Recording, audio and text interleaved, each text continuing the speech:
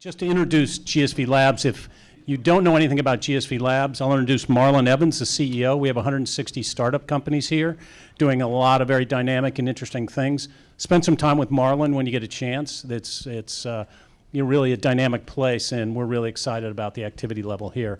There are some chairs here if people want to fill in. Also, if anyone needs Wi-Fi, there's the Wi-Fi address on that wall and over here as well, so if you need to connect.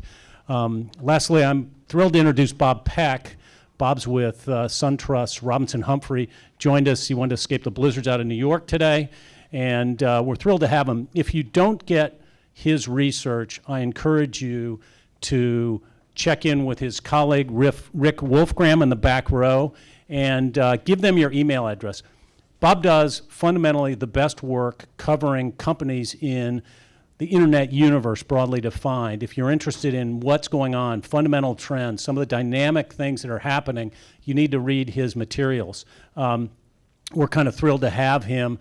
And he took our Constellation theme to the next level, and I think he has sort of a parallel universe he's going to describe of how the internet has evolved. So thanks, Bob, and really appreciate you being here today.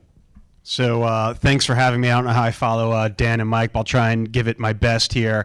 I've been on Wall Street for about 20 years covering internet companies, so back to the post-bubble burst there till up to today. And today we cover about 20 plus companies globally, things like Alibaba, as well as names you'd know very well, like Google, Yahoo, eBay, et cetera. So Mark asked me to come here, just give you a couple of thoughts on how we look at the space, valuations, the state of the markets, and sort of what people are thinking about here, and then ultimately what it could mean to you, the entrepreneurs in the audience here. So I like to make this interactive. So one of the things I'm going to ask you to do is you have a card in front of you, and you should all have a pen. I'm going to ask you to fill out this one question. We'll have the answer when I'm done with the speech. Pretend there's a car outside a Ferrari where if you get this question right, you actually can drive off in the Ferrari. There isn't one, but you want to try and be right is the point. I'd like you to pick a number between 1 and 100, okay, that you think will be 2/3 of the average answer in the room. So we'll take all the numbers that people put in, we'll calculate an average, multiply that by 2/3, and there's your winning answer. All right, so if you can do that right now, I'll give you 10 seconds just to write down a number, and they'll come around and collect all the cards.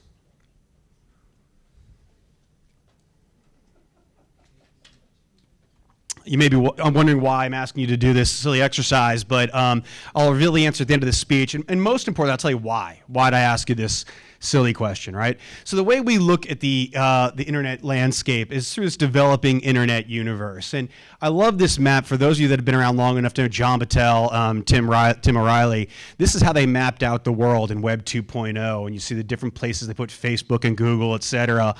And I thought it was a very interesting way to sort of look at where all these companies fit together. But what was really interesting was Mark Zuckerberg then comes on stage and he looks at this big map behind John and sits there and says, "Your map's wrong." And after all this pride, they'd put this map out and we're so happy where everything was. Like, well, what do you mean it's wrong? And he's like, well, you're missing uncharted territory. That's the biggest part of the universe, and you don't have it. And you saw like Tim and John just like, oh my God, he's right. So anyway, so it's trying to think about things, developing from where they are today. So what we did is we put together this figure here, which is tight on one page. It's meant to be busy for a reason. And I'll walk through it really quickly for you, the various stages. But at the end of the day, we see it as a developing ecosystem, and we liken it to the Big Bang for the universe. So you see Stephen Hawking here, his goal is simple: to understand the universe and why it exists at all. Let's start with phase one, and this is back to the old Yahoo days, right? You took things that were offline and you brought them online. Amazon sat there and said, you know what, people buy books, we're gonna do that online. And you saw various categories pop up there for you. Well, then these categories got bigger, and Amazon said, well, it doesn't have to be just books, we can do apparel and whatever else. These companies started to get bigger and bigger. Well, eventually you had some confluence between the two, and companies started running into each other. Is Yahoo doing search now? Is Amazon streaming movies? It starts to get a little messier. You're not in this nice little easy bucket, right? And then you had, this is almost a Facebook moment, where Facebook was caught flat-footed when it didn't realize how fast something like mobile was growing.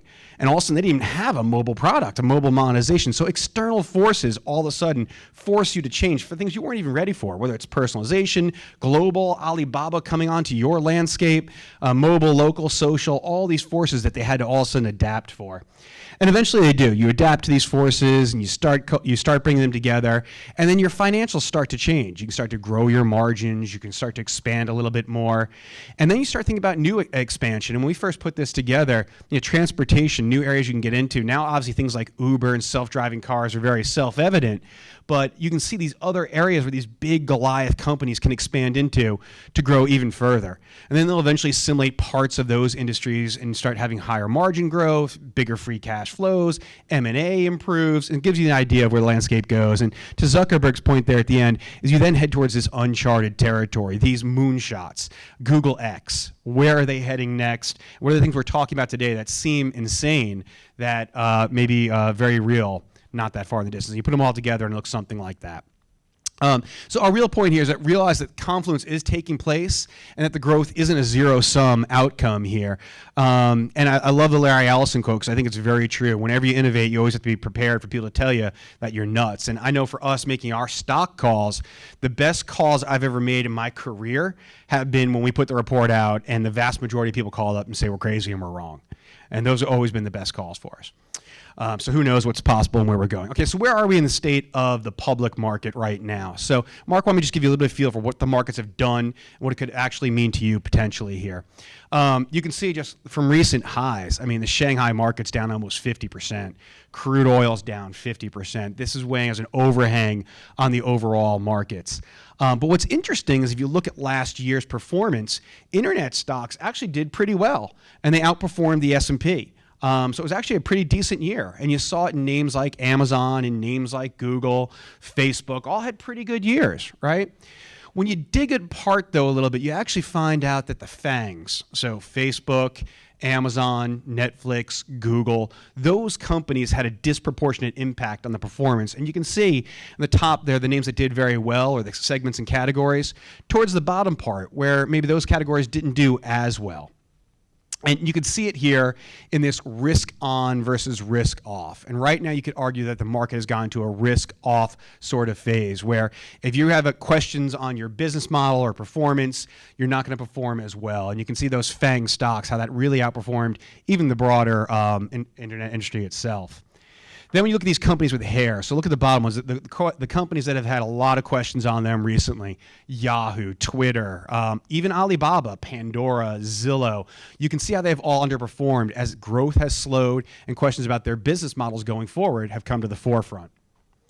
The IPOs haven't done well either. So the IPOs that we've seen in 2014 and the ones we've seen in 2015 versus the overall internet performance, you can see haven't done well. So that's slowed down a pipeline of IPOs, which sort of cuts one of the doors sometimes for companies if they want to go out in this type of market. And along with that is the valuation multiples contracting. So you can see here, just even recently, the correction to some of these valuation multiples, and that's only in over the last couple of weeks. So you see some of that just a re-rate of the market multiple, and then obviously a re-rate of any sort of industry multiple based on risk-adjusted returns. So you layer on top of this the mutual funds, which is relatively a new phenomenon where mutual funds have come in here and have taken stakes in these private companies. And because they're mutual funds, they have to adjust those stakes. And so you can see here what Fidelity has publicly disclosed, right? Snapchat down 35%, AppNexus, DataMiner, Dropbox. You can see other names there. I won't read them for you, but that has an impact then on the private side as well and impacts all of you. So what are some of the lessons from the leaders that we've learned here? Well, one, when you think about these leaders, these FANGs, right, what's so amazing is that these are large companies. You heard Dan before talk about scale and how important scale is. What's so amazing about these companies, and I've used Netflix, Amazon, and Facebook in this example, is they're already so large, but yet they're still growing, and they're growing their user base. So just tremendous consistent growth, which is powering that engine. And then you look at the laggards, and probably the one most people think about is Twitter, right? And you can see how their growth rates in users has really slowed. So people therefore wonder, well, how far can you take the monetization engine on that story if the user base is slowing or potentially even contracting at some point? Then let's look at the actual performance of them. So when you actually look at revenue growth, you can see some of the growth on the left-hand side here, Netflix, Facebook, Amazon, strong revenue growth, even though these are large companies. And then when you look on the right-hand side, with the laggards, you can see where their revenue growth has gone, and how differentiating it is from the ones on the left. But I know a lot of you care about getting new users. We look at COCA, cost of acquiring a customer. We look at ROIs, lifetime values. And what's amazing is when you look at these market leaders, is how well they've done with their payback periods, keeping stable payback periods on that COCA, while the ones that are struggling are having to pay a lot more to get that customer in the door. Looking next as far as stickiness in platforms and lifetime values, we always look at lifetime values and always try and get a feel for how those are trending over time. And here we've used Netflix, which is a good approximate example of a company that's done very well. And you can see just very consistent lifetime values. So even when you're spending more, if you're increasing more value out of that consumer, maybe you're raising your prices, maybe you're getting them to buy more services, maybe they're not churning as quickly as they had before, the lifetime value continues to grow. And that's ultimately what investors are buying, right? They want to see that lifetime value and ultimately calculate that ROI that they're actually getting. So what are they doing here to drive continued growth? So first is they're investing in user experience. And Facebook's maybe one of the best examples of that. You always hear Zuckerberg talking about user experience. Lifetime value is important. Even when you think about lifetime value for advertisers, so why are these advertisers buying these ads on Facebook? Well, they're paying up to their incremental ROI of the lifetime value of getting that customer in there. So it's very mathematical, very calculated. Some of the things they're excited about: virtual reality, artificial intelligence, Internet of Things, wearables, Fitbits, Apple Watches, autonomous vehicles, moonshots. Messaging is the new portal. So one of the things you probably do when you first get up in the morning is check your messages, whether that's email, your text, what have you, as that evolves to be more the first place you go. And I think that's one of the reasons why you saw Zuckerberg buy WhatsApp. M&A is always a big question. Today in the highlights is, everyone's wondering what's going to happen to Yahoo and Yahoo's core. Are there buyers there for that? And then the underperformers. What happens to the Yelps of the world, and do they get acquired as well? Themes that investors are focused on. So Dan brought this up a little bit before, because I know Chegg does this, which we think is really important. This is the on-demand economy, and we've got this acronym for it of why it's so successful and what's driving it. And it's called time. And if you think about these four metrics, each one of them is so important. So first, trust. When you click that Uber and you want that car to come, you trust it's actually going to come and you're going to have a safe ride. It's instant. You need it now. You need that car now, right? It's mobile. You're probably standing outside with your cell phone. And it's efficient. And it's efficient for you, and it's also efficient for them. So more drivers can flood the roads when there's more demand, and they can peel back when there isn't. So it's a very efficient use of time and capital. So we think that's a big theme, not only for Uber, but you heard it for Chegg, Airbnb. It's a real theme that investors are focusing on going forward and how it impacts their stocks. Just looking at some of these trends, we do this quarterly survey with SurveyMonkey, and we think it's very interesting because it refutes some of the things you see out there in the press that we think are wrong. So one is Facebook's not cool anymore, and no one uses Facebook, right? Everyone goes to Snapchat now. And when you actually look at the data, you actually see that actually no, Facebook is still being highly utilized. They're using other services. They're also using Snapchat as well, but it's not like you've seen this huge decline. And what I think is really interesting is go to the younger kids, the 13 to 24-year-olds, and here you would expect, well, that's where it's falling off, Bob. And when you actually look at the data, no, it's actually holding in there. You can see the rise of Snapchats. You can see the Pinterests and Instagrams. And of course, they're gaining share. But the fact that people are still going to Facebook in that age category, we think is just very interesting. Amazon, just the dominant force. You even saw it in last night's results. So people always wonder at the edges, will they lose share? And I think that you'll see more share go towards other players, but people still keep going back to Amazon, and the bulk of the spending is occurring there. Netflix, same sort of thing on the streaming side. I mean, look at Amazon. I think it's interesting how that's increasing there. You have to keep an eye on Hulu and others there, but Netflix is the dominant streaming player. Pandora. We recently downgraded Pandora stock, and one of the reasons was because of this chart. They had been so dominant on the radio side of things, and they started to run into some problems. And they've talked about competition, whether it be from Apple or whether it be from Spotify. In this case, you can see YouTube pass them, but it's a question mark on how ultimately the radio streaming business is going to play out here. So what's next? Well, for companies, we think the big things is continue to expand into products. You see Zuckerberg at Facebook do this. Who knows where Oculus is going to go? But the fact they're placing bets there on what could be the next platform, expanding into new geographies, obviously, raise cheap capital if possible. Who knows where the markets will go? Take capital when you can.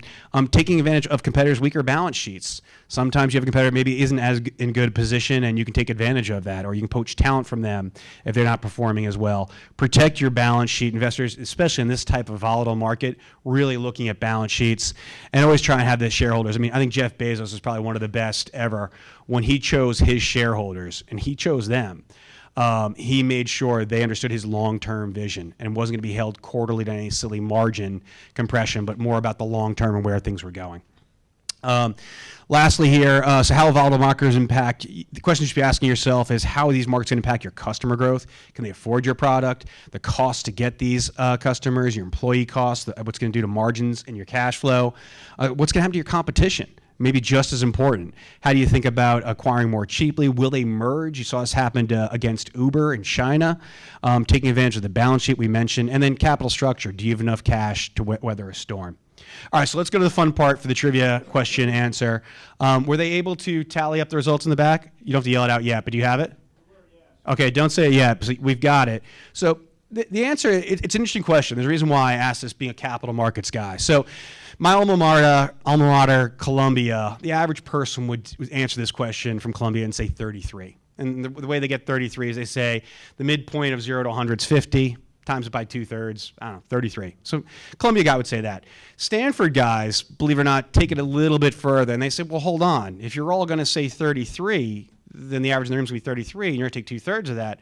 So yeah, I'm going to say 22. And actually, believe it or not, MIT takes it a step further. And MIT sits there and says, well, hold on. Now you're all going to say 22, so I'm going to say 14.